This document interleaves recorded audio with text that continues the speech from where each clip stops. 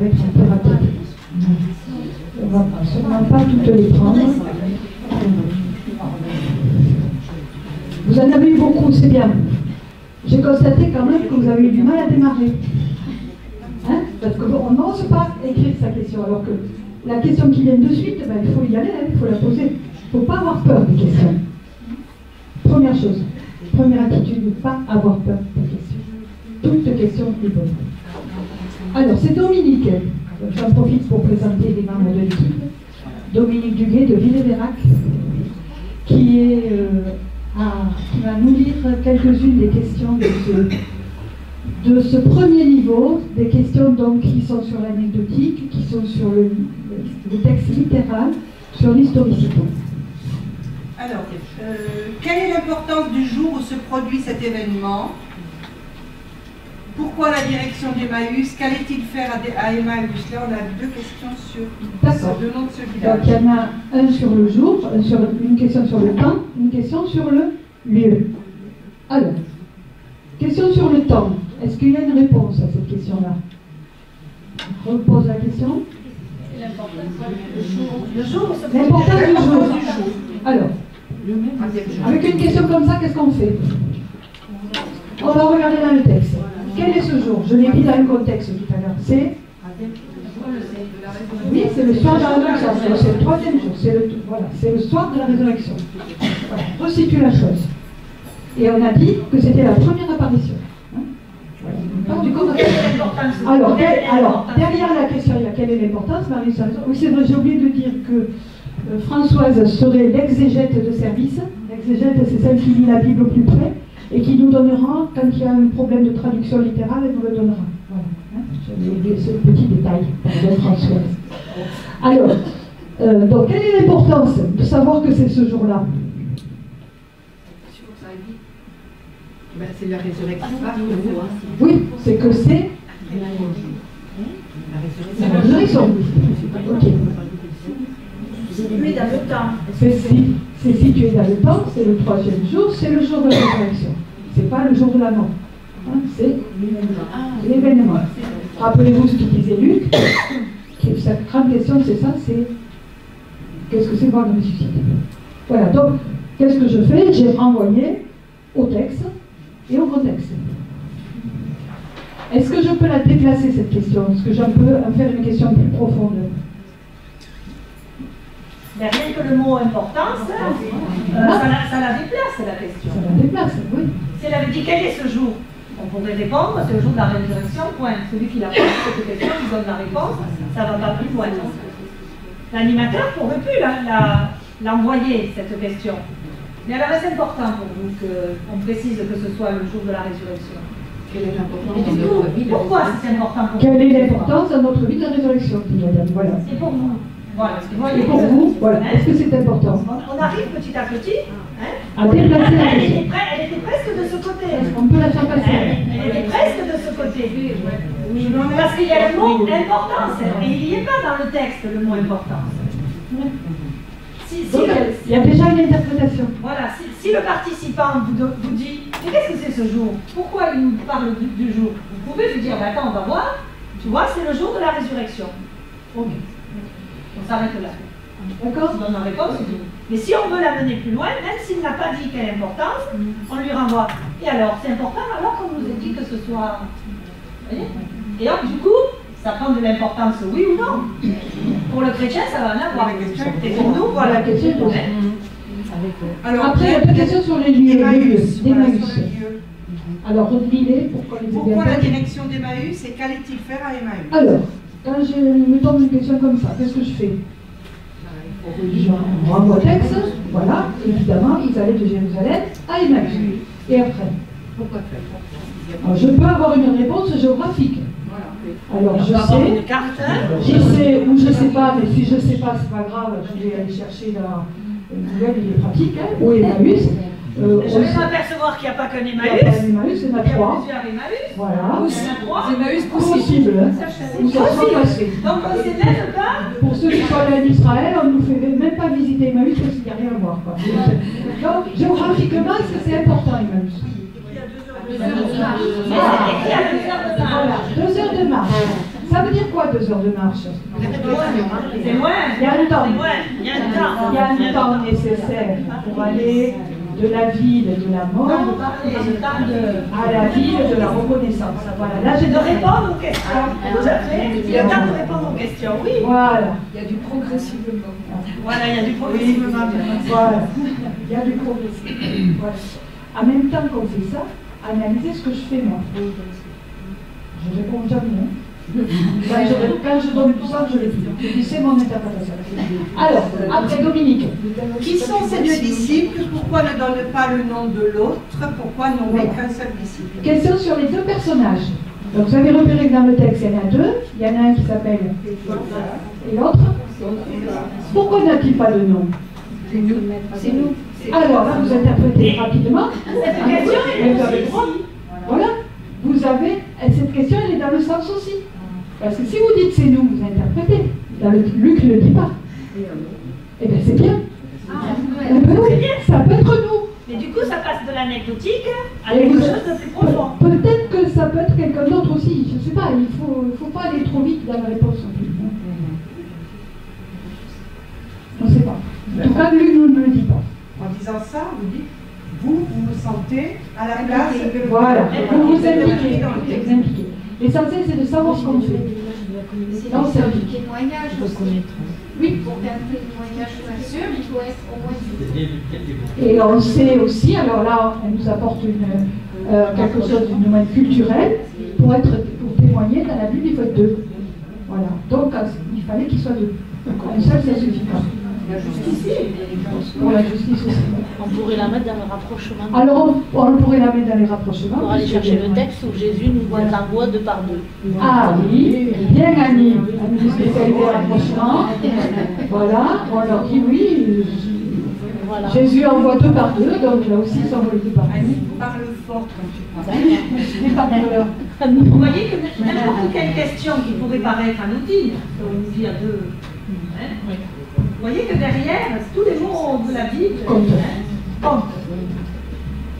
On continue. Pourquoi Jésus est-il traité d'étranger dans ce récit?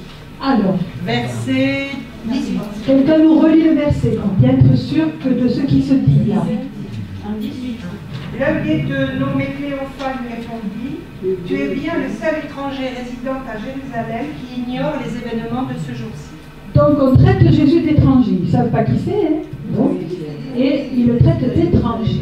À Jérusalem. Étranger à Jérusalem. Donc, oui, Ça, c'est pas étranger. Ils savent qu'il a dans le lieu où ils disent qu'il réside à Jérusalem. Donc, ça fait bien. C'est pas vraiment un étranger dans le pays. Ça peut être étranger, c'est étranger. Alors, étranger, ça peut être païen, hein, pour les juifs, tous ceux qui ne sont pas juifs sont des païens. C'est pas connoté déjà relativement. Oui. je disais juif Étranger aux événements. Étranger à l'événement. Oui. Par derrière cette question, moi je vois une question beaucoup plus fondamentale. Le seul étranger à ne pas savoir ce qui s'est passé. Ça veut dire que tous les autres le savent. Ça veut dire que toute la terre entière le savait? Est-ce que la mort de Jésus a eu une portée universelle? Alors qu'on sait qu'à cette époque-là, il y avait des tas de crucifiés. Jésus est mort parmi les autres. Oui, mais les deux Est-ce qu'il y a eu un événement exceptionnel? ces Oui. deux-là pensent que tout le monde le sait. Voilà, c'est eux dans leur tête. Tout le monde Pour eux, tout le monde doit le savoir. Leur petit monde. Et eux, comment le savent-ils? Ils disent que si tout Jérusalem le sait, Ils étaient là. Tout Jérusalem le sait. Tout Jérusalem connaît, d'après le texte tel qu'il est exprimé, Oui. tout Jérusalem connaît ce qui s'est passé dans les 2 derniers jours. Oui, oui. Mais ça devait être un événement aussi, quand même. Et c'est Les historiens nous disent que non, qu'il y a eu la mort de Jésus est sûrement passé c'était entre guillemets assez fréquent les crucifiés. Hein, voilà. C'était pas le premier. D'ailleurs, il n'y avait plus personne dans la croix. D'ailleurs, À part Marie et Jean, et ça c'est la logique de Jean, sinon il y a. Voilà. Il y a un texte, Annie, qui parle des étrangers, tout Jérusalem était animé. Non. Les mâches. Oui. J'ai Matthieu. Tout Jérusalem était animé. à sa naissance, À la naissance de Jésus. Jérusalem était animé. Alors que bon, Là aussi, c'est une naissance a tellement beaucoup d'importance. Peut-être qu'il voulait dire simplement ceux qui croyaient au Dieu unique. Je sens que l'exégète. Ben oui, ça arrive, ça peut être Dieu unique. On vous Oui, non, c'est trompe. pour ça que les ceux qui croyaient au Dieu unique. Luc, il n'a pas écrit le mot d'étranger. Scandale! Vous avez travaillé sur le texte de la liturgie, c'est ce qui est lu à la messe. Si vous avez la Tobe, et même la Bible en français courant, alors je ne suis pas allée voir sur la Bible de Jérusalem, on vous dit, tu es bien le seul à séjourner à Jérusalem qui n'ait pas appris ce qui s'y est passé. Hein? Et là, voilà. Le grec dit, toi seul que tu résides à Jérusalem et tu n'as pas connu ce qui vient de se passer. Alors, on peut se dire pourquoi les gens de la liturgie, ils ont mis étranger. Là, vous voyez, sur ce mot-là, vous avez réagi. Peut-être, effectivement, c'était pour vous faire réagir. Tout ce que vous avez dit après, ça peut s'appliquer de la même façon dans ce qui est dit. Hein, voilà. Mais il y a un mot, là, qui intervient, que Luc n'a pas prononcé. Et c'est peut-être aussi. C'est séjourner. C'est pas Oui, c'est moi qui sais les gens. Ça comprend tous les gens qui viennent pour la Pâque à Jérusalem. Voilà. Alors après, on peut se demander qui sont ces gens, qui est-il celui-là qui séjourne, donc il n'habite pas. Oui, oui. Et donc en fait, Donc s'il n'habite pas habituellement, il est peut-être un étranger, effectivement. Hein. j'imagine que Jésus, c'est un de ces pèlerins qui viennent pour la Pâque et qui ne viennent pas. Une intervention là. Oui, moi je pense que sur le texte liturgique, on a mis étranger pour bien nous interpeller et nous faire signifier à toi, tu n'es pas au fait de ce qui s'est passé. Tandis que dans Luc, ça passe c'est plus anodin, on le sent. Voilà, et vous voyez, Parce que là, on a fait exprès, je pense, la traduction qu'on nous donne est déjà une interprétation. Oui. On veut vous faire réfléchir à telle chose. On veut nous sensibiliser sur un point précis. Dans le contexte, je vous ai dit que Luc s'adressait à des étrangers, des païens. Voilà. Il reste 3 minutes. Alors, une autre série de questions qui sont intéressantes.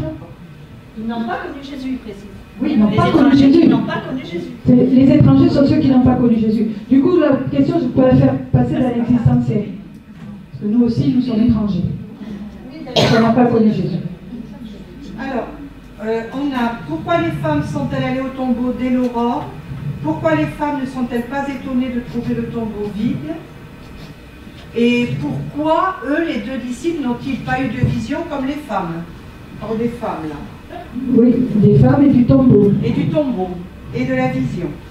Tombeau, vision. Donc les femmes ne l'ont pas vu, mais je vous rappelle juste le texte juste avant, elles ne l'ont pas vu, mais un ange leur a dit de la Vision, mais ça dépend. une vision d'ange, voilà. Ça c'est pas des évangélistes, ça aussi. Alors c'est pour ça que des fois je les mélange. Et il y a aussi, Et pourquoi est-ce qu'ils vont vérifier au tombeau ce que les femmes ont dit? voilà, il faut vérifier ce que les femmes ont dit. Ça c'est normal. Voilà. Là, on peut le remettre dans le contexte. Le témoignage des femmes, le témoignage des femmes n'est pas crédible. Ou est-ce que c'est une question anecdotique? Est-ce qu'on a une réponse là, dans le texte? Est-ce qu'on peut. Ah, tout c'est pourquoi là? Pourquoi elles vont. Pourquoi elles vont au tombeau dès l'aurore? Pourquoi elles sont pas étonnées de voir le tombeau vide? Pourquoi, la grande question qui est derrière, c'est pourquoi le tombeau est vide? Vous vous êtes déjà demandé si on avait retrouvé le corps de Jésus, si on pouvait croire à la résurrection? Eh oui.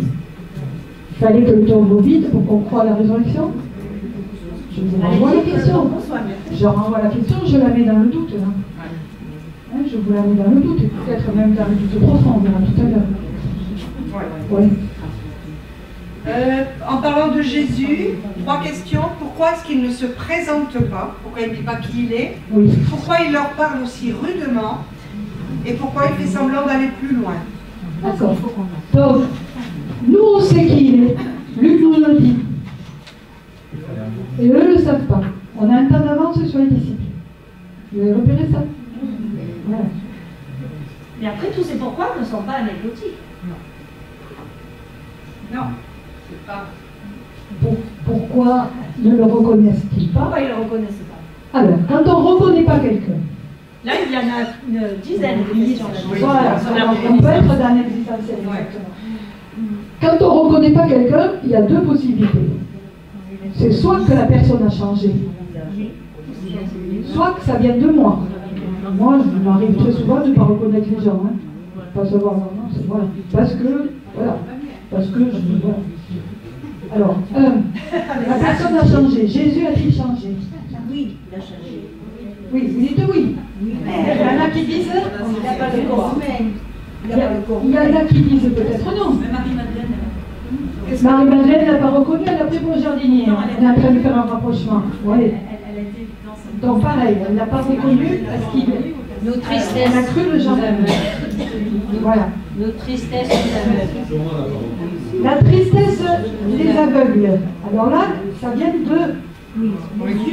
Ça vient de. Ça vient de leurs yeux. Ça vient de leurs yeux.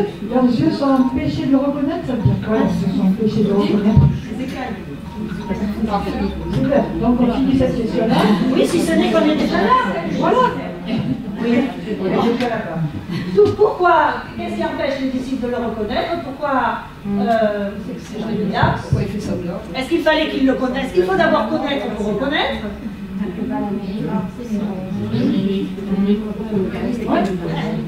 Et comment réussissent-ils à ne pas le reconnaître? Donc là, quand on pose cette question, Voilà, c'est ceci. Comment réussir et ne pas le reconnaître? parce que réussir à reconnaître, réussir à ne pas le reconnaître. Réussir à ne pas le reconnaître.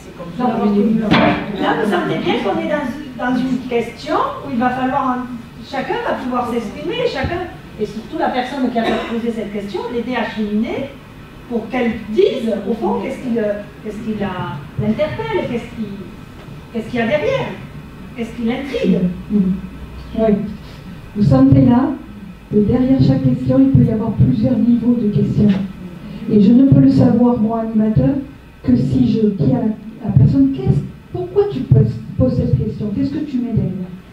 Qu'est-ce que tu veux me dire? Qu'est-ce que tu veux dire en posant cette question? Ta question, elle est importante. Qu'est-ce que tu veux me dire? Donc, il faut la reformuler, la re-questionner et dire, mais oui, elle peut être à un autre niveau. Est-ce que ça ne peut pas faire existentiel? Est-ce que moi aussi, je ne reconnais pas Jésus aujourd'hui? Et du coup, la renvoyer aux autres aussi, en leur disant... Et renvoyer au groupe. Il peut y avoir une première réponse anecdotique, mais après, on sent bien que derrière chaque question, Et du coup, j'ai entendu là. Oui, et pourquoi aujourd'hui est-ce qu'on le reconnaît? Est-ce qu'on reconnaît Jésus? On est comme Luc, on ne l'a pas vu physiquement, il n'y a aucune description de lui. Qu'est-ce que c'est reconnaître? Et peut-être qu'en ce moment, on le reconnaît moins. On le reconnaît moins. Une grande question pour les aujourd'hui. Exactement. On ne le reconnaît pas On ne toujours. le reconnaît pas toujours, on le reconnaît mal, peut-être. C'est pas par un acte de foi. Alors, voilà, il y a un acte de foi. Voilà. Quel est cet acte de foi? Il y en a qui vous disent c'est des histoires, c'est vrai. Voilà. Mais ça fait Tu bien prends que c'est pas une n'importe question quoi. fermée à laquelle Tu prends n'importe on quoi. va partir ce soir en disant ça y est, on a la réponse. Voilà. Vous sentez bien? Vous savez que quand on arrive De savoir où s'est à ce passée niveau-là, l'histoire sur le chemin d'Emmaüs, ça on peut donner la réponse, voilà. S'arrêter, voilà. Vous sentez bien que la question?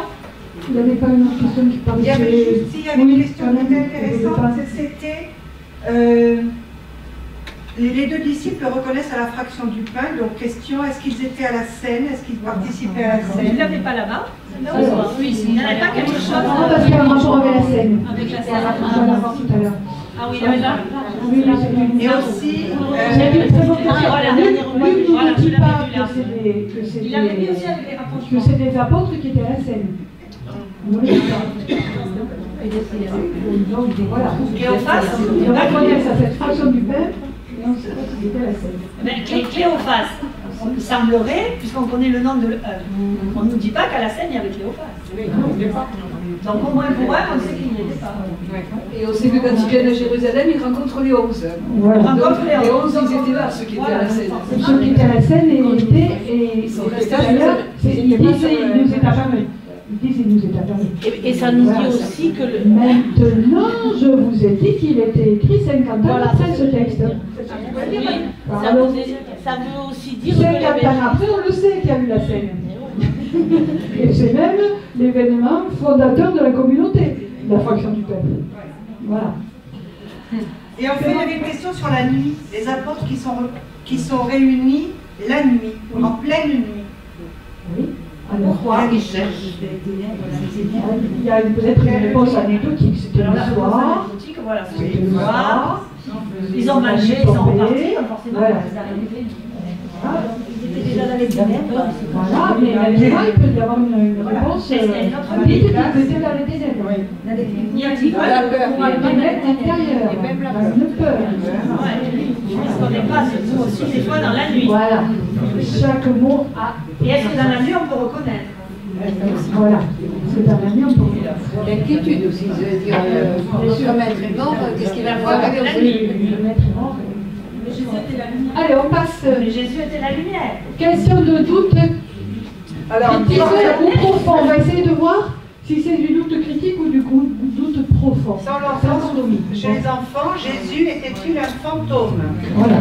Ou est-il un fantôme? Alors, qu'est-ce que vous faites quand un enfant vous dit ça? Non, mais non, tu as tort, c'est pas un fantôme. C'est ça? Est-ce que ça, alors, vous envoyez, est-ce que ça existe un fantôme? Qu'est-ce que c'est un fantôme? Alors, qu'est-ce que c'est? Oh, il faut le chercher dans le dictionnaire. C'est la définition d'un fantôme. Vite Google. Ah oui, on va aller à Google chercher la définition. Quand ils sont forts, vous leur donnez le. On n'est pas allé le chercher, mais qu'est-ce que C'est pas la peine que ce soit vous qui le fassiez, ils le font. Hein. À condition que vous autorisez les smartphones. Super. Qu'est-ce que c'est? Alors, et vous dites, c'est il a l'imaginaire un fantôme. Ça veut dire, je renvoie à la question que j'ai vue, ça veut dire qu'il pense que Jésus, c'est de l'imaginaire. Alors, est-ce que Jésus, c'est de, on est dans l'imagination? L'imagination, c'est plus facile à comprendre. Imagination, est-ce qu'on est dans l'imagination ou est-ce qu'on est réellement? Est-ce que Jésus, il est apparu réellement? C'est ça la question qui est. Ou est-ce qu'on se réinvente? Ou est-ce que l'imagination veut dire aussi autre chose? Parce que des fois on dit imaginer Rêver. tout ce qu'on ne voit pas. Tout ce Rêver. qu'on ne voit pas, on Voilà. imagine. Voilà. On se crée des images. L'imagination, c'est ça. On se crée une Oui, image. si tu n'as pas d'image, tu te le crées Donc, autrement. toi, ça veut dire que toi, tu le vois comme un fantôme, madame. Jésus. Non, mais que Un l'imagination. enfant peut avoir ça dans la tête. Oui, tout à fait. Non, mais c'était pour derrière le mot imagination. On peut le faire évoluer jusqu'à l'intériorité. Voilà. Donc, une question comme ça, elle était très importante. Il faut partir de leur vision qu'ils ont et la faire évoluer. Et vous voyez que je peux arriver jusqu'au doute profond avec. Est-ce que j'invente mon Jésus ou est-ce qu'il m'apparaît entre guillemets réellement? Après, il disparaît. Il disparaît. Et après, il disparaît. Ça veut dire qu'on ne le voit pas avec les yeux. Voilà. C'est comme les apparitions. Il ne faut pas avoir peur de la question, il faut y aller.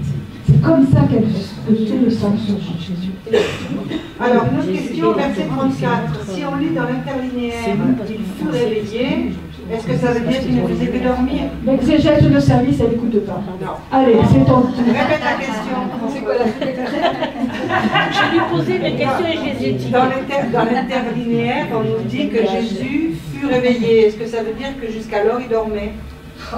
Allez savoir. Ça fait parfois dans les faire-part de décès. Il s'est endormi. Bon, ben voilà. C'est une expression qu'on utilise nous aussi. Il s'est endormi du sommeil de la mort. Qu'est-ce que ça veut dire? Si on s'est endormi, peut-être que ça veut dire aussi qu'on peut effectivement être réveillé. Jésus est-il réellement mort? On apprend à nous dire ça, qu'il est vraiment mort. Pourquoi dit-il qu'il est réveillé alors? Et quand quelqu'un est mort, le médecin signe un certificat de décès, il est bien mort. Et il s'est endormi dans le sommeil de la mort. Voilà, je rajoute une question. Alors là, vous voyez qu'on a une exégète, tu peux aller voir le texte au plus près. On n'a pas ça dans nos groupes. Hein. Mais moi, j'ai souvent des petites cartes où j'ai ça.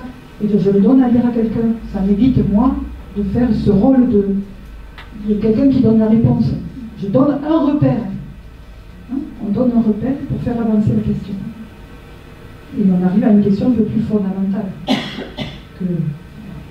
qu'anecdotique. Pourquoi le récit des femmes les met hors d'eux? Parce qu'ils sont en colère. Ah, ils sont en colère. Ils sont hors d'eux. Littéralement, c'est verset 22. Rempli de stupeur. J'aurais été stupéfiée. Stupéfiés. Donc il y a quelque chose de l'ordre de la stupeur. Se stupéfier. Hors d'eux, ça peut aussi vouloir dire voilà, hors d'eux-mêmes. Ils ne sont plus à l'intérieur d'eux-mêmes, ils sont dans ils sont à l'extériorité, ils ne croient pas les femmes. Ils sont dans l'extériorité. Et en fait, ce sont les femmes qui les ont bouleversées, Voilà, qui les ont c'est stupéfiées. bouleversé là, dans la tome. Bouleversé, stupéfié. Bouleversé, c'est la traduction de la tome. Mais voilà, stupéfié. Mais de fait, c'est une racine qui dit aussi sortir d'eux-mêmes. Donc, Sortir d'eux-mêmes aussi. Hein. Voilà, ça me dit que ils sont à l'extérieur d'eux-mêmes, ils ne peuvent pas le reconnaître, ils sont dans les. et en plus, ce sont des femmes qui les ont dit. Voilà. Et oui, sachant qu'à l'époque, les femmes. C'était pas dit, on pouvait être de femmes, on donne des témoignages, je ne suis pas Là, voilà aussi une question qu'on peut, faire évoluer hein, vers un doute. Est-ce que on ne reconnaît pas Jésus parce qu'on est hors de nous? Ça veut dire qu'il faut être à l'intérieur de soi, il faut avoir une intériorité pour pouvoir le reconnaître. Quand on est hors de soi-même, si on le cherche à l'extérieur, c'est Maurice Zundel qui dit ça. Il le cherchait à l'extérieur alors qu'il était à l'intérieur de lui.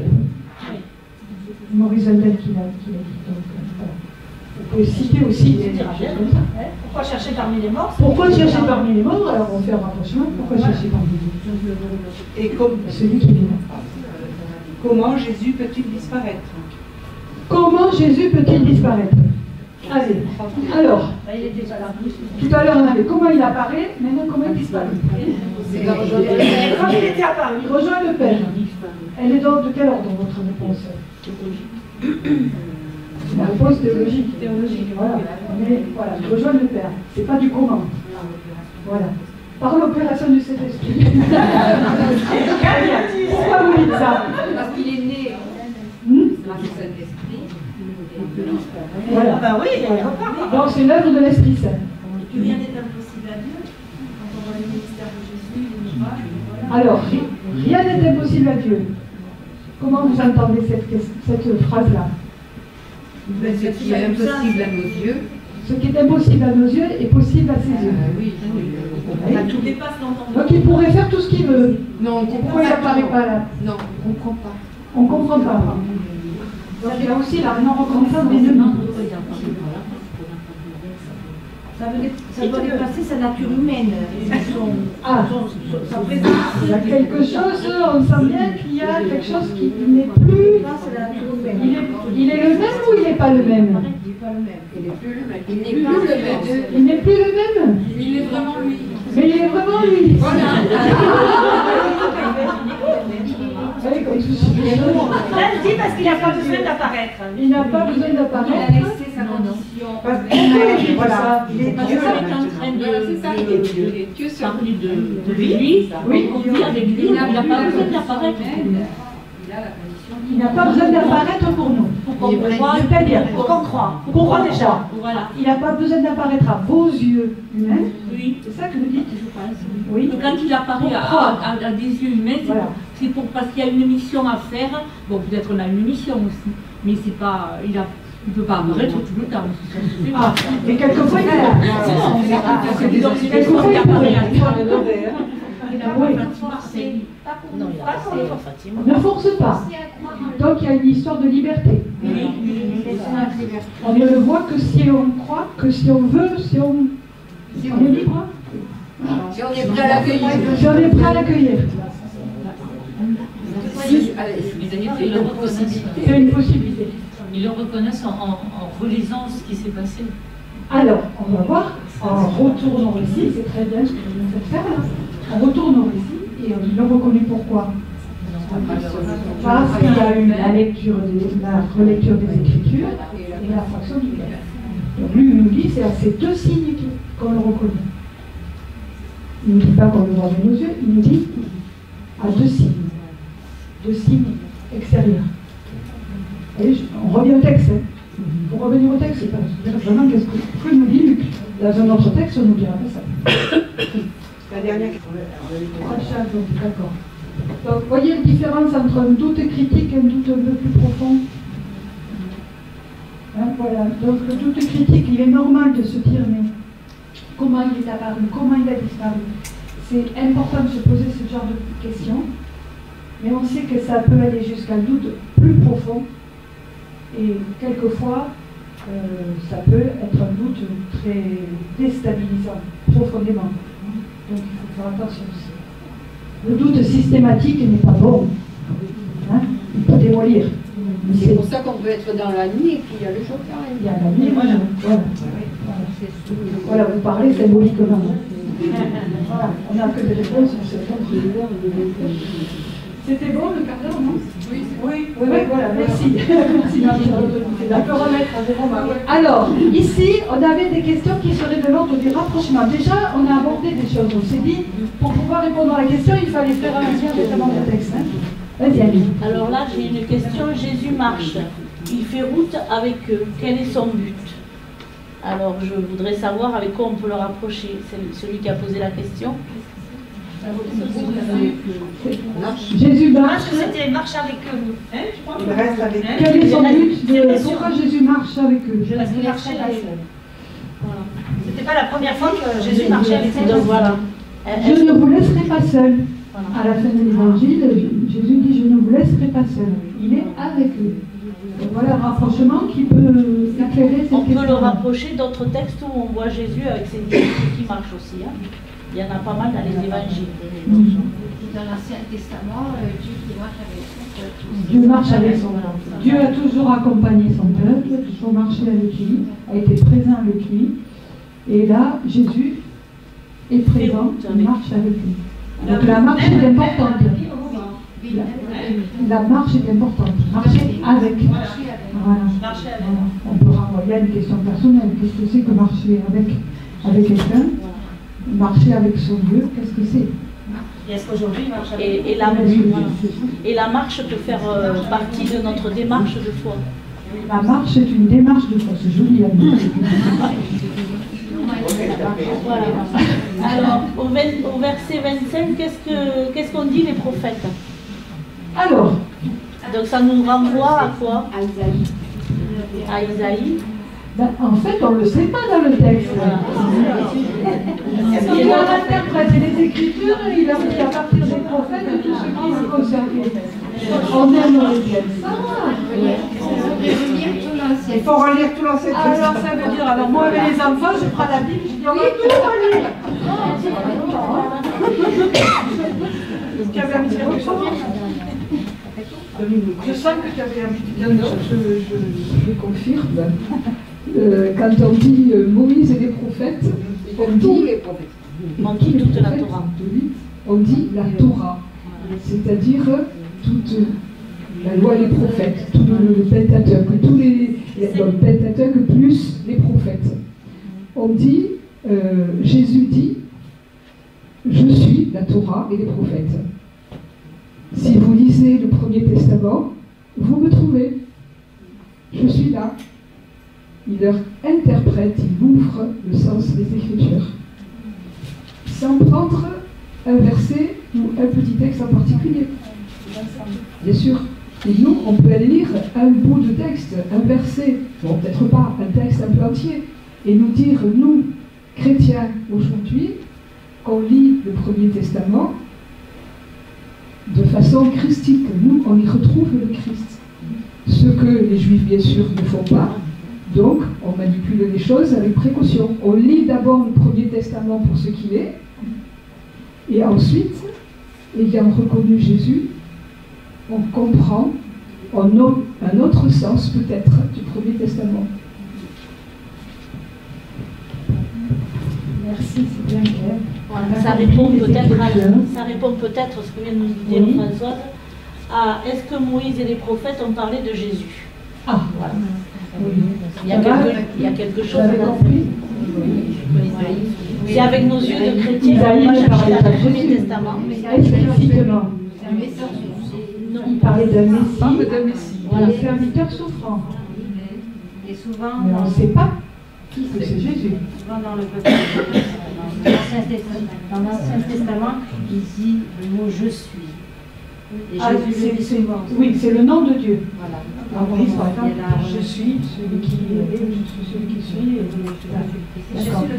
Mais que ce soit clair dans vos têtes, dans l'Ancien Testament, Jésus n'est pas annoncé explicitement. C'est une Relecture de relecture, c'est parce qu'on a reconnu en Jésus ce Messie attendu, ce serviteur suivant. C'est parce qu'il est venu tout à reconnaître. Le prophète n'annonce pas l'avenir. Alors là, on peut aller, quand on parle des prophètes, on peut aller regarder la définition du prophète. Parce que dans nos têtes, c'est Madame Soleil, que c'est facile, on a aujourd'hui Madame Soleil, c'est plus c'est pas quelqu'un qui annonce l'avenir. C'est quelqu'un qui parle au nom de Dieu pour dire ce que vous vivez, c'est ce qui convient à Dieu ou pas.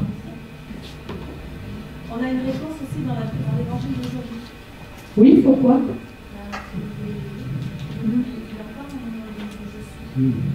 Aujourd'hui, l'évangile du jour. Et on l'a pas dit. L'évangile du jour, j'avoue que je me suis levée très tôt, je ne sais pas ce que c'est. Oui, dans le temps.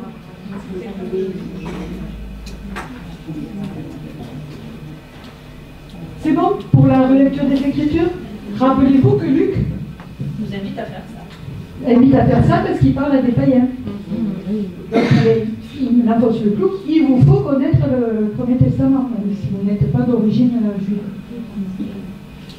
Alors, une question qui a déjà été posée. Pour le reconnaître, est-ce qu'ils étaient au dernier repas de Jésus? Donc,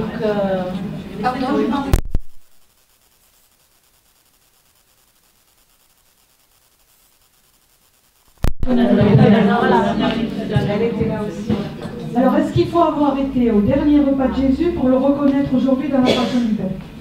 Je pose déjà la question de cette façon-là. C'était déjà transmis en 50 ans. Aujourd'hui. Vous étiez au dernier repas de Jésus? du coup, on peut la Voilà, ça a été transmis. Voilà. Et du coup, on peut rapprocher cette question avec nous, ce que nous vivons aujourd'hui à la messe. Est-ce que nous avons été au dernier repas de Jésus, mais on fait mémoire? Rapprochement avec notre vie aussi. Mémoire, c'est pas juste se souvenir, Non. oui, c'est faire actualiser. C'est actualisé aujourd'hui. La mémoire, c'est actualisé. Oui. Et repérer que dans le texte, il n'y a que la fraction du pain. Il n'y a pas ceci et encore. Il n'y a que la fraction du pain. Il n'y a pas les paroles de encore pendant la messe. Que la fraction du pain qui permet de reconnaître. C'est intéressant pour nous aussi aujourd'hui. Nous, on a besoin de ceci et encore. Voilà, on a eu non? Vous avez des Écritures et de la fraction du pain. Alors on peut se questionner pourquoi le fait de fractionner du pain fait reconnaître Jésus.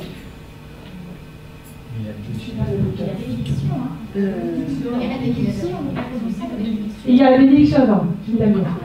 Ça voudrait dire que rien que le partage au niveau des enfants, le symbole d'un partage familial plus élargi serait porteur de la bonne nouvelle. Mais ça, c'est pas le partage familial, c'est le partage du corps. Le partage de l'hostie. Il y a un corps fractionné. Donner de soi. Création de l'Église. Comment? La création de l'Église. Pourquoi la création de l'Église? Pourquoi faites le lien entre la création de l'Église et la fraction?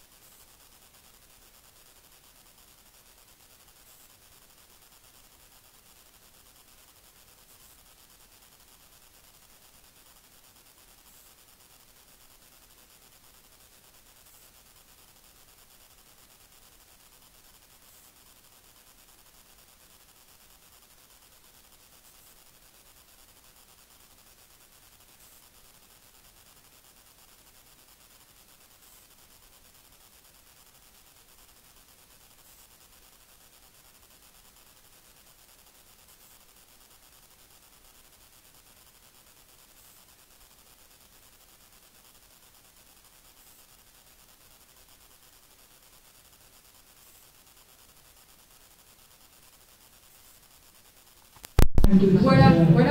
Mais là, on partage. Il n'y a plus de sacrifice, le seul sacrifice, c'est le partage. Corps rompu, hein, chacun comme ça. Il est rompu. C'est le pain rompu sur la croix. Il faut aller jusqu'à la croix. Pour dire que ce partage, il est là, il est sur la croix. Corps rompu, pour reprendre de nouveau, on chante un moment donné, pain rompu pour nous. Ce pain, c'est son corps. Voilà, enfin, on ne répond pas, hein, on fait évoluer la question. Hein. Dans le même genre, fraction du pain, partage. Voilà. Après, il y a le mouvement, il se déplace, il parle, il écoute, il raconte et il y a la fraction du pain, ça fait rapprocher avec l'Eucharistie. Voilà, d'accord. Donc c'est sûr que là, il faut faire un rapport avec l'Eucharistie. Il y a le déplacement. Alors il se déplace, oui. Il parle, il écoute. Il y a une parole. Et il y a le pain. Il raconte et il y a la fraction du pain. Et la fraction du pain. Donc c'est là, vous avez repéré. Alors ça aussi, on peut travailler sur les 4 temps du texte. Pour dire, c'est les 4 temps de la messe. Faire un des rapprochements de la messe. Donc du coup, celui-ci, il raconte, ça pourrait être l'envoi, donc on va le déplacer aussi. Là, oui, voilà. Donc 4 temps de la messe sont dans le texte. On voit bien que Luc a construit son récit pour dire que c'est une Eucharistie, c'est une liturgie. D'accord? Je ne vous choque pas quand je dis ça. Voilà. Celle-ci, on aurait pu la rapprocher avec le chemin. Les apôtres et les compagnons font le chemin comme nous. Oui. Donc, c'est un rapprochement avec notre propre vie et notre propre chemin de foi. Voilà. Nous aussi, nous sommes dans cette démarche. Voilà. Et il reste une question. Il est apparu à Simon-Pierre. Pourquoi Simon-Pierre a-t-il renié 3 fois? Donc, un rapprochement avec un autre texte qui fait poser question sur l'attitude de Simon-Pierre. Est-ce que derrière cette question, il y a notre propre reniement? Oui. Le chiffre 3. Ah oui. 3 fois, ça vous évoque quoi? Résurrection. Les 3 jours de la résurrection.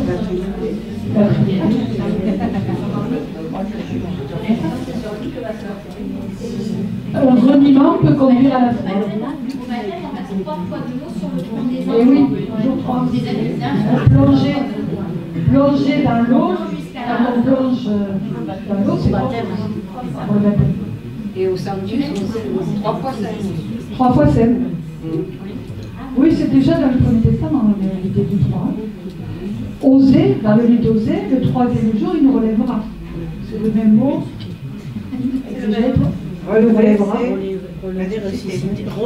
Il nous revivra. Détruisez ce temple, dans 3 jours, je le rebâtirai. Ça fuse. Saint Paul ici, Saint Paul, dans une de ses lettres dans les Actes, je ne sais plus, dit ce qu'il croit, ce qu'il a reçu. Hein, Christ est mort, Christ est ressuscité, et il est ressuscité le 3e jour, selon les Écritures, selon le Premier Testament. C'est annoncé, mais pas avec le bon Jésus.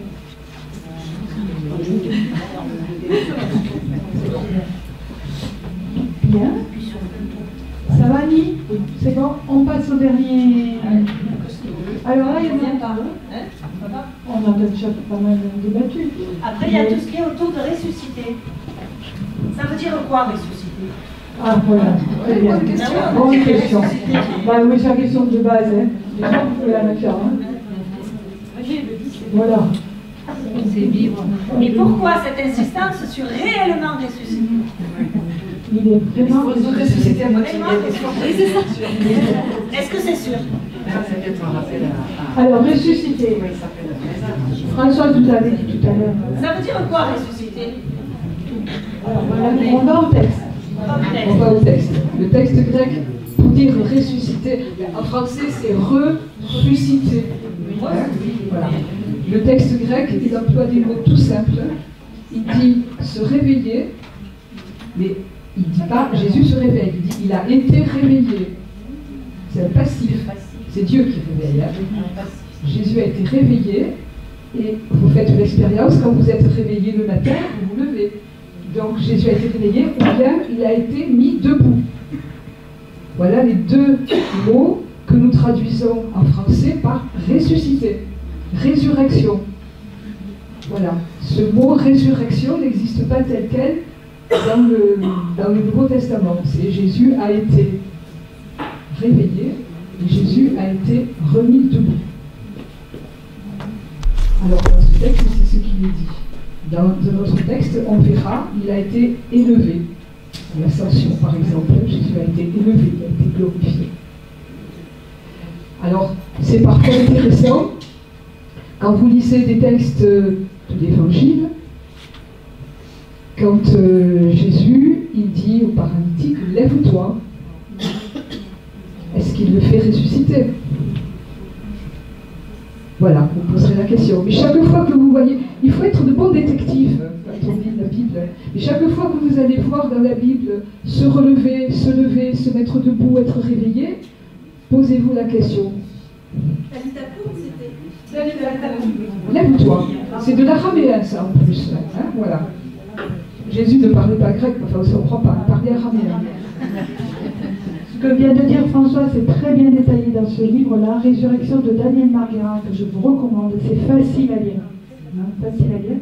Et il parle des trois langages de la résurrection, donc celui qui dit avant et après, donc on est dans l'horizontalité, c'est le même qui était mort, qui vivait, qui est mort et qui est ressuscité. Et l'autre langage, c'est le langage de la verticalité.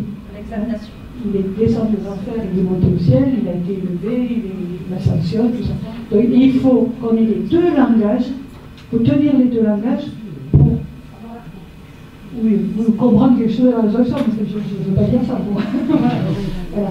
Et le troisième langage, c'est le langage de la vie. C'est que ça dit la vie. Hein, voilà. Donc vous irez travailler ça. Voilà. Et c'est bien détaillé.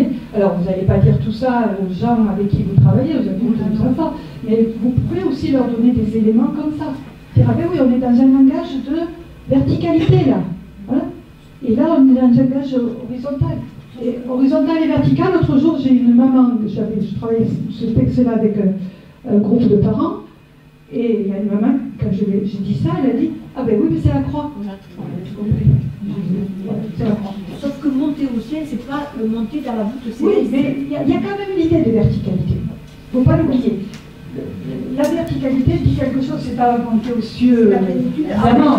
Alors les enfants, je leur dirais, ah, il est au-dessus des nuages là-bas. Alors, je dirais, non, je pense qu'il faut rectifier parce qu'on est tellement monté avec ambition. Oui, vas-y. En même temps, nous avons tous une prière qui dit notre Père qui est aux cieux. Ben, il faut faire avec. On a cette image-là dans la tête et vous ne l'enlèverez pas. Et on en a besoin. Ne dites pas, c'est pas vrai, il n'est pas monté, c'est vrai. Mais il faut décoder. Il faut décoder. Il faut apprendre petit à petit à décoder les mots. Mais il faut les utiliser, ces mots-là.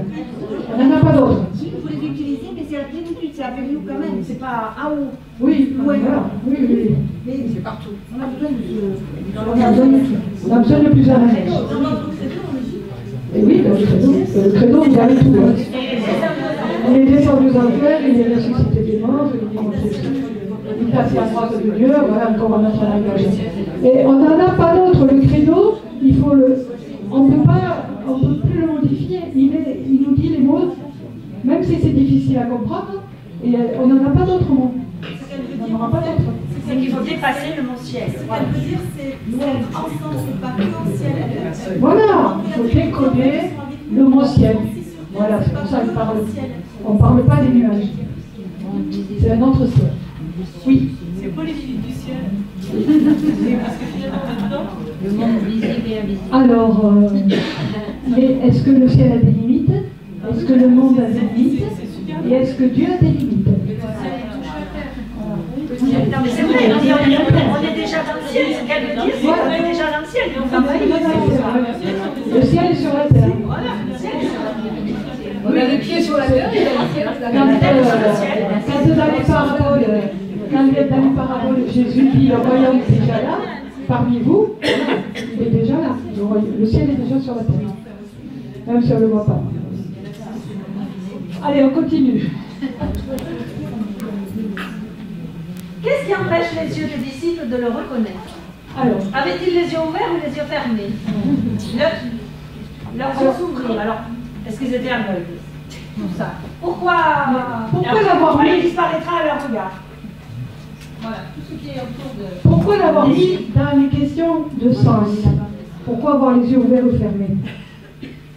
On dit les yeux ouverts ou fermés. Ne pas vouloir vivre avec Dieu ou sans Dieu. Ah voilà, donc vous déplacez la question, parce qu'il y a un premier sens arithmétique. Est-ce qu'ils avaient les yeux ouverts ou fermés? Il y a des représentations pour les enfants, souvent on met des bandeaux sur les yeux pour montrer qu'ils ne voyaient pas. Est-ce qu'ils peuvent marcher avec les yeux fermés? Mais avoir les yeux ouverts ou fermés, c'est comme le mot ciel, il faut le décrypter. On peut avoir les yeux ouverts et je peux ne pas reconnaître Jésus. Donc à ce moment-là, ça devient une question de sens théologique. Alors, vous répondriez quoi? Comment vous la traitez cette question? Et déjà, il faut renvoyer au sens premier, dire c'est les yeux. Voilà, c'est les yeux. De quels yeux on parle? De quels yeux on parle? Les yeux de la foi. Et qu'est-ce que c'est les yeux de la foi? Les yeux du cœur. On dit tu m'as ouvert les yeux du cœur. Elle dit des fois, on dit à quelqu'un tu m'as ouvert les yeux. Tu m'as ouvert les yeux, c'est une expression. J'ai compris. C'est une expression pour dire j'ai compris. D'accord. Voilà. Savoir. Les yeux du cœur. Le savoir? Le savoir. Avant, ils ne savaient pas. Oui. Alors qu'est-ce qui leur empêche de savoir là? Puisque la question c'est ça. Qu'est-ce qui empêche les yeux des disciples de le reconnaître? La tristesse, Parce que physiquement, ils ne sauraient pas, donc on reviendrait à comment on était la tristesse, les événements et le cœur n'est pas ouvert. Le cœur n'est pas ouvert. Ils ne sont pas disposés justement à recevoir. Voilà. Sur le chemin, ils avaient un chemin qui tournait le dos à Jérusalem. Ils tournaient le dos à Jérusalem. Ils tournaient le dos à la mort de Jésus. Ils étaient sur un chemin de mort. Et en plein doute. Oui, puisqu'ils le disaient un doute profond. Nous pensions qu'ils sont... Nous pensions qu'il était le Messie, il est tout perdu, tout est perdu. C'est une sorte de conversion. Voilà. On peut aller sur la conversion, enfin employer ce mot de conversion. Oui. On le reconnaisse, oui. Après une explication quand même. Tourner sur eux-mêmes et sur leur propre valeur à eux, d'avoir perdu leur ami à eux. Plus que l'ami, celui qui croyait être le Messie. Le Messie, c'est celui qui délivrerait Israël. Il y a la question. C'est celui qui délivrerait Israël. Celui qui donnait du sens à leur vie. Parce qu'il est mort, on l'a plus avec nous, alors qu'on devrait se réjouir parce qu'il est en Dieu. Oui, mais ça n'était pas là encore. Il a fallu toute la Écriture et tout a fonctionné. Et c'est long, c'est un long chemin. Mais comme tout deuil. Comme tout deuil. Comme tout deuil, c'est un long chemin. Ça renvoie à la question pourquoi ils sont tristes, vous venez de le dire. Oui. Vous avez perdu tout. C'est plus que tristesse, moi je mettrais, c'est fort. C'est dans la mort. Nous espérions, c'est au passé, donc en fait on sent que le doute s'est installé en nous. Parce que nous espérions, c'est que en fait il croit, quand il dit nous, ça veut dire au 21 nous espérions, ça signifie que du coup il y a déjà une croyance qui s'était installée. Et là nous espérions au passé ça montre que du coup il y a un doute et que oui, on croit. L'espérance était perdue. Mais on sent qu'il y avait une croyance, voilà, cette espérance, c'est déjà une croyance qui s'était installée, je pense, en eux. Et nous espérions passer simple nous montre que du coup, voilà, pour moi il y a ce doute qui s'est installé, mais qui croyait qu'après du coup il ne croit plus. Il croyait aussi au pouvoir. Mais tout à chacun, oui, ils attendaient le chef libérateur. À un moment donné, il peut avoir des doutes. Pourquoi leurs yeux s'ouvrent d'abord? une révélation. Sur le monde. Il y a une révélation. Une révélation qui se fait, c'est la première. On peut rapprocher de Saint Paul, bien sûr. Mais c'est bien oui, et comme des écailles, il de la veille pendant 3 jours sur le chemin de la masse, et après, le chemin de conversion. D'ailleurs, quand ils le reconnaissent, ils font une question. Ils repartent. Ils repartent comment? À pied. Oui, à pied, mais est-ce qu'ils sont toujours Réponse à l'écotique le plus grande, c'est bon. Mais c'est bien, c'est bien. Mais oui, c'est important de dire repartent à pied. Mais oui, repartent à pied. Ça veut dire qu'il y aura un chemin à pied. Sur le continent, le chemin à pied à faire. Autant dans l'allée, il a été long, autant dans le récit, le chemin à pied sera plus court. C'est instantané. Ils arrivent à Jérusalem, on dirait que c'est instantané dans le texte. À l'instant même. Il y a quand on marche dans l'allégresse, c'est plus facile. La progression, voilà. Dès qu'ils ont compris, dès qu'ils ont su et qu'ils ont cru que c'est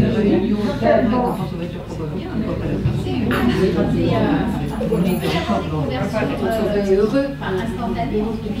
Mais on parle de sur les adultes. On leur demande pourquoi vous êtes arrivé à nous et pourquoi vous êtes là. On a eu un contact par la tête pour les semaines. Parfois, il y a des conversions instantanées. Il y a des révélations instantanées, mais là dans le texte, on nous montre bien qu'il faut un long chemin. Il faut marcher, il faut écouter toutes les écritures, il faut partager le fait, et la révélation se fait à un moment. Ça veut dire que l'expérience spirituelle, elle est à un moment précis. Voilà. Il y a un moment précis où on a chacun dans nos vies, on a une expérience spirituelle. On en prend conscience. Mais il faut un long chemin avant la Donc c'est important, pour les catéchumènes, c'est important de faire repérer ça. Parce qu'ils sont souvent dans la... dites-moi, la gens du catéchuménat, ils sont souvent dans la... je me suis converti, je peux avancer vite et tout. Non, il y a eu un chemin avant, et il y aura un chemin après. La conversion n'est pas instantanée. Mais on est tous un chemin. Et on est tous un chemin. La conversion. Mais eux, ils sont tellement fougueux que je vous dis comme ça. Ça rappelle le récit des mages, où les mages, ils repartent dans un autre chemin. Exactement. Et oui, c'est le c'est les mages. Et est-ce que c'est pas chaque enfant aussi qui connaît un chemin et qui avait la Bien sûr, chacun de nous. Oui, chacun de nous. C'est le chemin de la foi. Et alors, du coup, pourquoi il disparaît à leur regard? Il n'y a plus besoin de le réciter. Une fois qu'il a reconnu, c'est installé dans leur cœur. il n'y a plus besoin. On est dans la foi. Il n'y a plus besoin de quoi? Il est là. C'est la séparation. La séparation. Maintenant qu'on le connaît dans son cœur, on est déjà et puis on n'a pas besoin De voir. Vous n'avez pas besoin de voir pour croire. Parce que déjà, heureux ceux qui croient sans avoir. Donc, quand il faut des Thomas.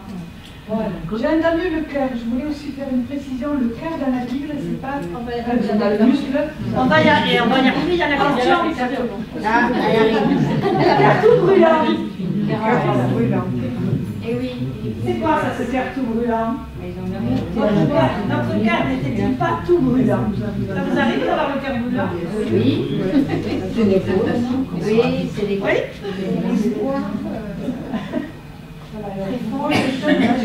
Alors c'est quoi le cœur brûlant? C'est la confiance de l'amour, j'entends. Là, il faut faire un petit repère. Donc tout à l'heure pour le ciel et les yeux. Dans la Bible, le cœur, c'est pas l'affectif. C'est tout l'être. C'est l'intelligence.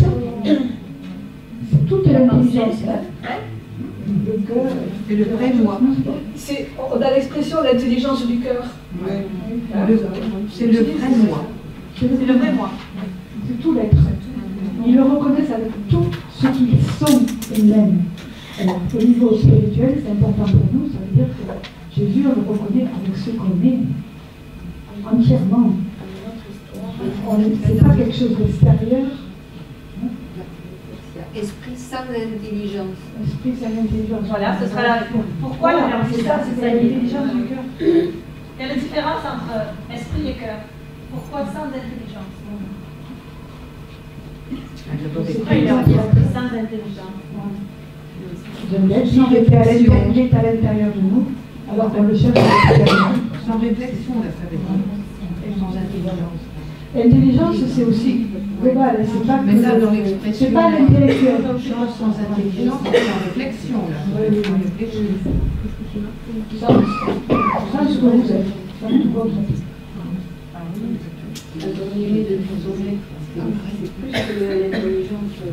C'est plus que l'intelligence. C'est tout l'être. C'est quoi la gloire?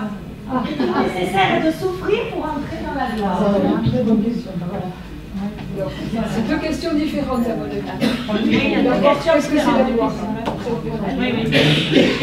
Alors la gloire, c'est quoi? On en a parlé tout à l'heure. C'est quoi la gloire?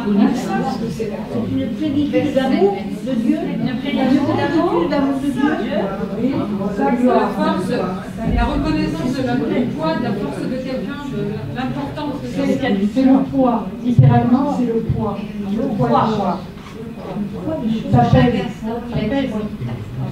Tous les 8 successifs. Gloire à Dieu que les cieux, quand tu chantes ça, tu as du poids pour moi. Voilà. Ça compte. C'est la même, le rocher. Oui. C'est peut-être ça qui fait liaison entre l'humanité et tout ce qui est au ciel. Voilà, on est aussi dans ce langage-là. Oui. Dans ce langage. Et alors après, pourquoi sourire? C'est ce que nous dit le texte. Écoutez Françoise. Et alors donc, la question c'est, est-il nécessaire de souffrir pour entrer dans la gloire?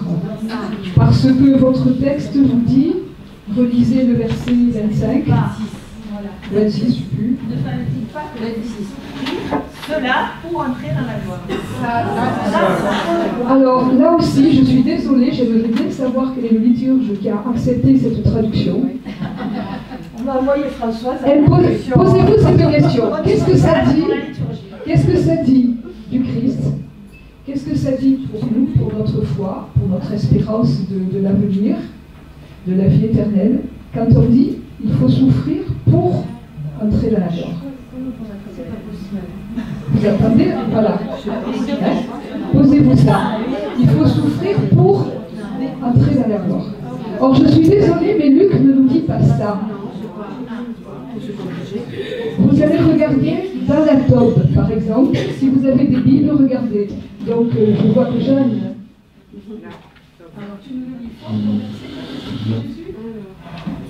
Ne fallait-il pas que le Christ souffrit cela et qu'il entra dans sa gloire? Et il entra alors, qu'est-ce que tu as fait?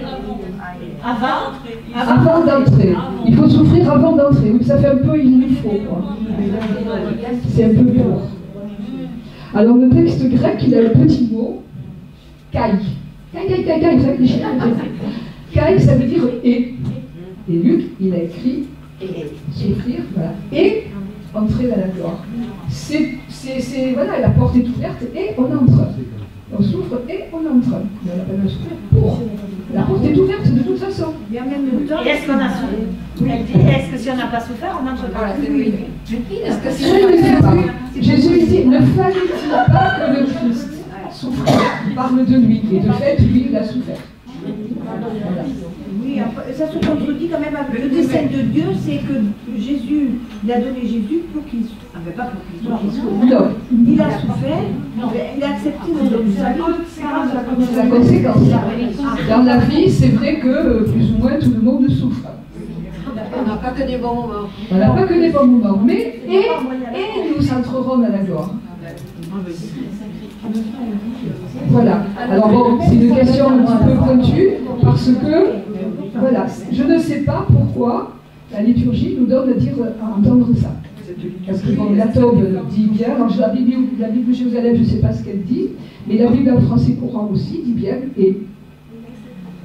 Et le mot ne prête pas à confusion, ça veut dire et puis après.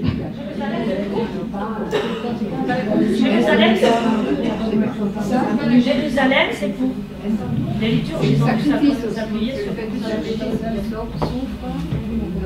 Oui. Tous. C'est pas souffrir, c'est endurance et souffrance. Endurance et souffrance. Oui, le fallait théologique. Le Christ a. Théologien nous dit ça. Il fallait, il ne faut pas le prendre au pied de la lettre en disant il faut absolument souffrir pour vivre. C'est il faut théologie. C'est parce qu'il a souffert qu'il est ressuscité. Mais c'est pas pour. C'est pas une obligation.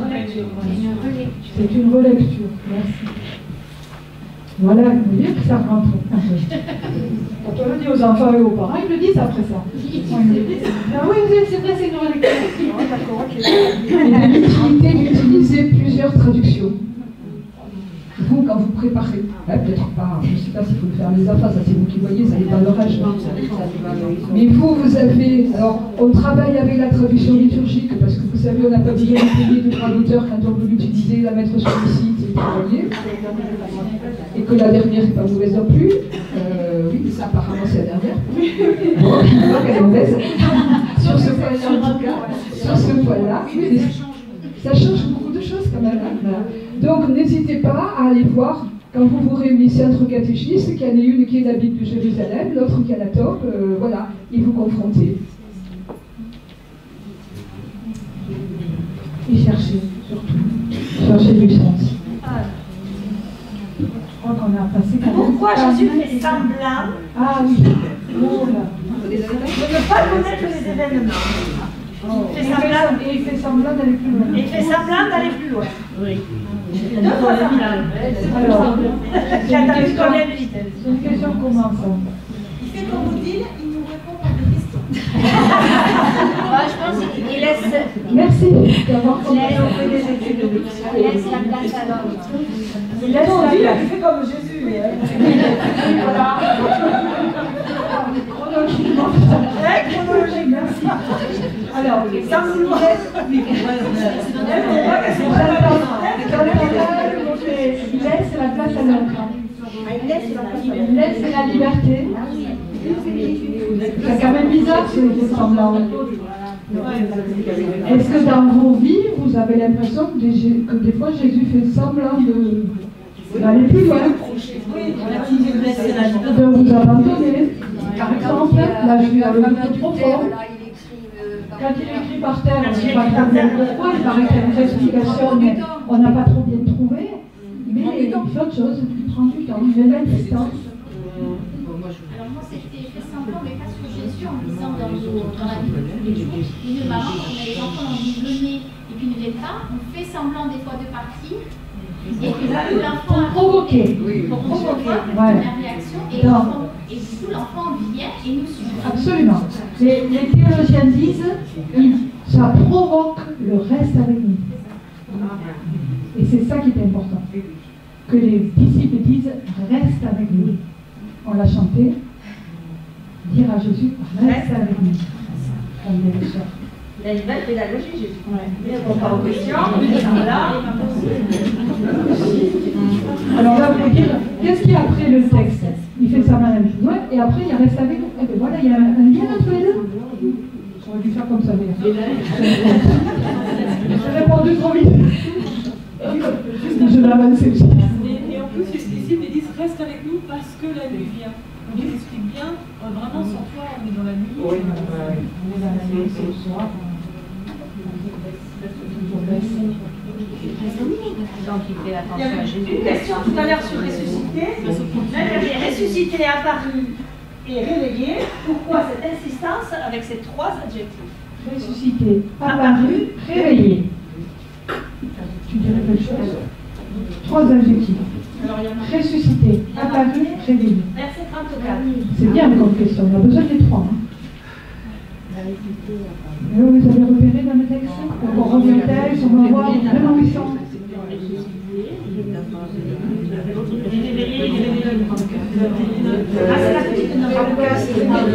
Réveillé. Ressuscité qui veut dire fut réveillé. Fut réveillé, ce que les Français tout à l'heure. Il est apparu, en fait, il s'est fait voir. On a vu comme tout à l'heure comment la preuve donnée par une seule personne peut-elle être suffisante? Comment la preuve donnée par une seule personne, Simon Pierre, peut être suffisante. D'accord. Est-ce que oui? Parce qu'il fallait, tout à l'heure, on a dit qu'il y avait deux. Moins deux. Ah ouais, il y avait Simon Pierre. Pourquoi là Simon Pierre? Simon Pierre, ça rejoint un peu dans le texte. Parce qu'il l'avait trahi. Jésus lui avait dit tu seras le chef. Après, il y aura les femmes. Le chef, ce sera la pierre. Est-ce qu'il l'avait dit devant tout le monde? Oui, alors, vous avez repéré dans le texte. Ils retournent à Jérusalem pour dire ce qui s'est passé. Et qu'est-ce qui s'est passé? Qu'est-ce qui se passe là? C'est les apôtres qui disent oui, avant même qu'ils disent quoi. Voilà, du coup, il y a une question. Pourquoi les apôtres disent ça alors qu'on ne leur a pas posé de question? Alors, c'est les apôtres qui précèdent l'annonce. Ça veut dire quoi au niveau du sens théologique ou spirituel?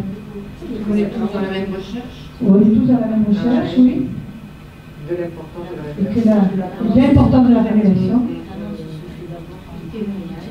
L'annonce se fait en communauté avant nous. La bonne nouvelle nous précède. Elle nous précède. Ça aussi, avec les catéchumènes, c'est important. Nous précède en Galilée. C'est pas nous qui annonçons aux catéchumènes la résurrection. La résurrection est déjà en germe chez eux. Donc c'est une attitude fondamentale.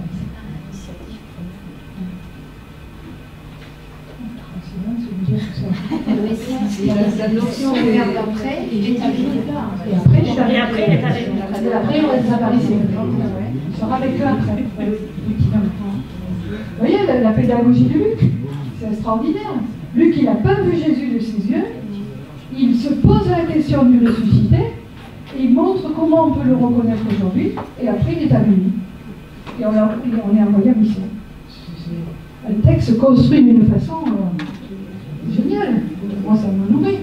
Que de croire au pied de la lettre que ça s'est passé comme ça, quoi.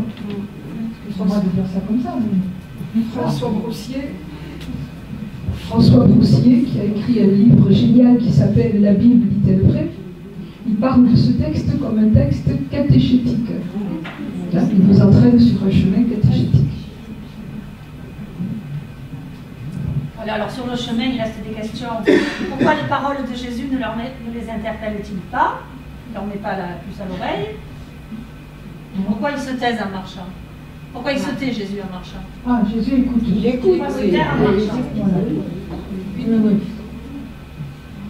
Toujours de la pédagogie. Oui, aussi on peut dire la pédagogie. Il reste une minute, c'est parti. Là-haut, c'était pourquoi les disciples lui proposent de rester avec eux. Pourquoi ils ne le laissent pas partir?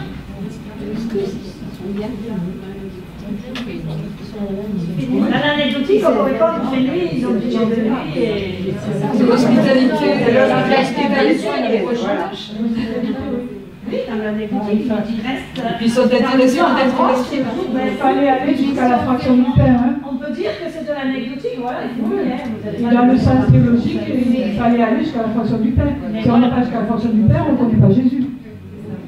Ça nous pose la question par rapport à l'Eucharistie. Il y a le verset 32 qui dit qu'ils avaient quand même ressenti des choses. Ils étaient en bonne Ils avaient quand même le cœur pédagogique. Ils ont relu après. Oui. Ils ont peut-être senti quelque chose quand ils lui ont dit reste. C'est quand le soir baisse.